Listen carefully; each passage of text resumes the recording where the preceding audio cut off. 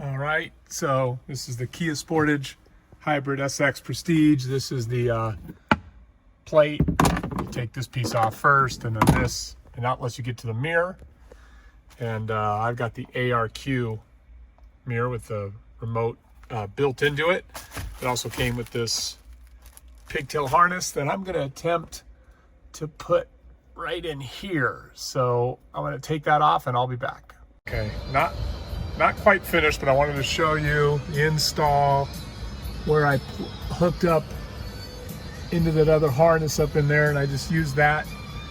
And so I'll show you here it working. Where is that light? Of course, can't find the light when you need it. But I was going to show you all it auto dim. So let me show you here. You can kind of see it has a blue tint to it. And if I can get the light to turn on this phone, let's see.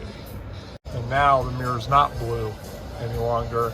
Sorry that it cut off, but there's a sensor right back here to tell you if it's daytime out, right there.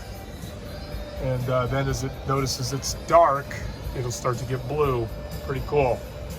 So I'm gonna finish the install now. And if you can see my wire harness, yeah, I use these two right here. So, okay, finished product, all installed. Looks good.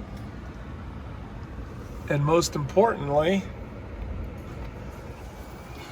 closes the garage. So there's the tinted view for it.